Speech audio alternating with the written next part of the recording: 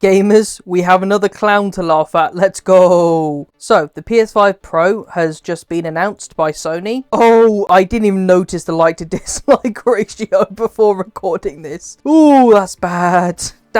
Is that worse than the Minecraft movie? That might be worse than the Minecraft movie. Well, obviously, you know, it's got a lot more likes to dislike. Anyway, you know what I mean. So, this here is the console. And if you're thinking, this looks surprisingly familiar. Yeah, it looks very similar to a PS5 digital. There's a reason for that, but we'll get into that in a second. So, here are the main selling features. The PlayStation Spectral Super Resolution, so their own AI upscaling thingy-majig. Higher frame rates, which, yeah, I sure hope it does. And advanced ray tracing, which, again, I sure hope it does. This is the only feature that actually kind of looks like a reason to buy this system, but we'll get into that in a second. And then, what does this even mean? Witness Play Unleashed. What is this, like some kind of like caged animal that's just been thrown into the wild? Is this Jurassic Park? Now here's the reason why I'm not particularly excited for this. One big reason, well obviously I already have a PS5, so there's far less incentive for me to get this. Vertical stand sold separately, and this is a theme that you will see one of the biggest reasons why this is a thing, okay?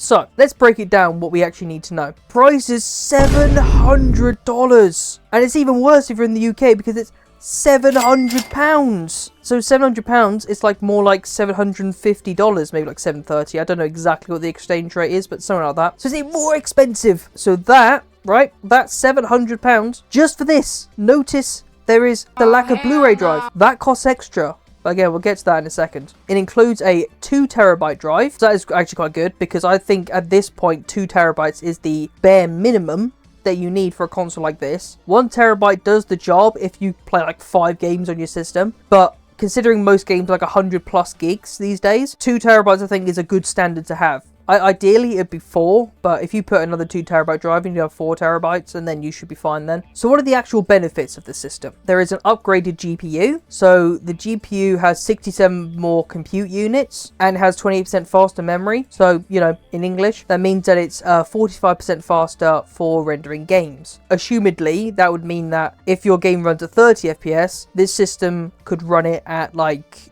45-ish, or if it goes only up to 45, if you have like a game that doesn't have like a capped frame rate, and it goes up to like 45, 50, they could go up to 60, blah blah blah, all the rest of it. So basically your games will run up to, notice the up to as well, they always say up to, so that is the best case scenario. What the real world performance is, we'll have to see. Already that is not that big considering the insane price jump. So, advanced ray tracing. So, apparently, according to Sony, the rays that can be cast are double or maybe even triple the speed of the current PS5. So, that will basically mean that ray tracing games are like actually playable now and have decent frame rates and not just be like one table being reflected or, you know, run at 10 FPS. So that's pretty good. I think this is the only like actual serious reason you would consider this console, because I think ray tracing, hopefully, if Sony actually delivers on what they're saying, the ray tracing performance will be pretty darn good and like not be nearly as much of a compromise as it normally is. And then the third feature is AI driven upscaling. Like the fact that this is like a serious selling point is crazy to me. We're also introducing PlayStation Spectral Super Resolution, an AI-driven upscaling that uses machine learning, blah blah blah. So basically this is just their own DLSS or FSR. Now if you've noticed something about FSR, it doesn't need a PlayStation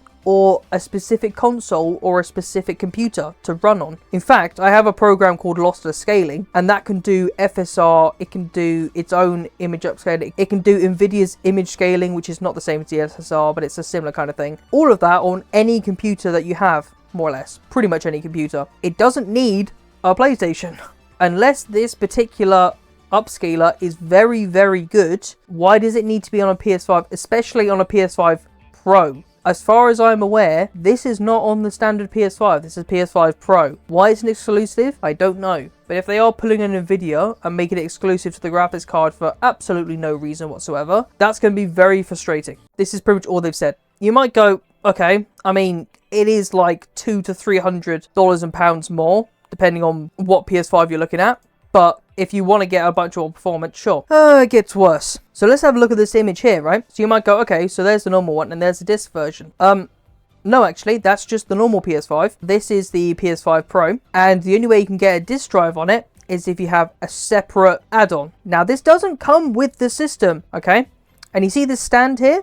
Yeah, that is also something you have to buy separately, which came with the original PS5. The original one, which I have, came with this and this included. And that was, I think, about £500. That was even like during COVID as well, where it was impossible to find it at MSRP. And so here's the comparison. That is a whole $300 more than the original PS5 digital edition. But if you factor in the fact that you could probably find a PS5 digital edition for like $100 or £100 less these days, Sony's essentially asking for double, assuming of course you can find a good condition second-hand one. And that does not include the extra $25 for the separate vertical stand, if you want to have it vertical of course, or the additional $79 for a disc drive. So by the time you add accessories, are going to be more money than 2 controllers, or roughly the same. So then this system comes up to a total of $800. Oh, that is eye-watering, considering you could buy a pretty solid gaming computer for that same price. Would it perform the same? I'm not sure. And obviously a gaming PC, well, it is harder to maintain and it's also a PC, but it's actually similar price to performance and you can do so much more with it. Its competition and its positioning makes far less sense. I'm not even necessarily saying the PS5 Pro itself is bad. Like, I'm not saying this is a bad system. It's not like it won't work. It's just the pricing on it is wild. Here is a couple of sample images for the actual upscaling. It does make somewhat of a difference depending on the game. So this scene here, it is kind of hard to tell, like, the differences. You can tell a little bit, but not like enough where I would actually be like, okay, I can see it, you know what I mean? Then you have this one, you can see quite a big difference. So yeah, the thing is though, would you actually be able to tell this much difference in real gameplay? But you know what, if this works as well as it looks like it does here, I could kind of see that being a decent feature, although I don't understand why this can't work on a normal PS5. Again, here, the scene with Ratchet and Clank, for example, with Ratchet himself here, you can tell quite a big difference there, so that's cool. But then it is also zoomed in a lot. But here, again, with the scene with Last of Us, you can sort of tell, but like, I think in gameplay, you probably wouldn't be able to tell this well. So, I just don't think this is going to be nearly as big of a jump as the price suggests it will. There's also a couple of like miscellaneous things they're adding. So they're adding Wi-Fi 7, that's cool. Obviously not worth buying a whole system for, but that's handy. It's got VRR, which I'm pretty sure the original PS5 has as well. It's a bit weird. And 8K, which the PS5 did also have 8K, but to be fair, there wasn't really anything that actually would run 8K. This is the first system that could like actually run 8K content at like any kind of usable frame rate. I don't understand, man. I don't know why this exists. The only way I can think is people who have too much money to spend and just want the best of the best. At that point, why don't you just get a gaming PC? Like, why are you getting a PS5? If I'm going to buy a system like this for double the price, I want it to be at least double the performance. I think that makes logical sense. There's a lot they could have done here to really make this worth that price. I was going to leave this out, but the comments are so funny. Play has no limits apart from £700 for the console, 100 for the disc drive, and 25. Love that. That's really funny. Did Sony get possessed by Apple? That does seem kind of what they're doing. They're just giving the bare minimum. They're charging everything. This was one of the funniest one. Play has no limit. I'm pretty sure $900 is a pretty big limit for most people. That's gotta be one of the best ones. I'm giving that a like. That's so funny.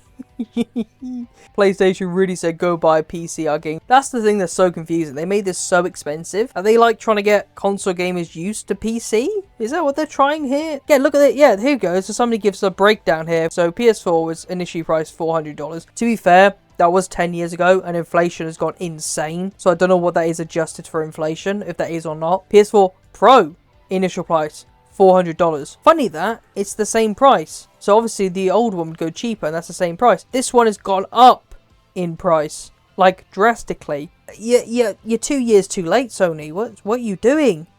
Is this an out-of-season April Fool's joke? Apparently September is the year for jokes. The Minecraft movie and now this. It's like, guys, April is like 8 months away. You're a bit late for this. Yeah. Do you remember that? What happened to the regular PS5 being 8K 120 FPS? Funny that, because there was 8K on the box, and then later on Sony removed it. Now we know why.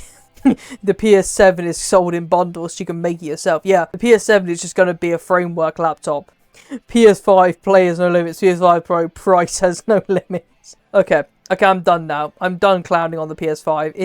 It's really funny, man, that these companies just think they can just get away with this kind of stuff. It's crazy. Like, I don't hate the PS5 Pro hardware, don't get me wrong. If it was priced properly, I'd be a lot more interested in it. So I don't just want to seem like I'm just hating on it because it's popular. Well, let me know what you think. If you disagree, if you think it's going to be good or whatever. Honestly, Sony, this is just embarrassing, man. Like, what are you doing? Why is it so expensive? So I'm going to shut up and, yeah, see ya.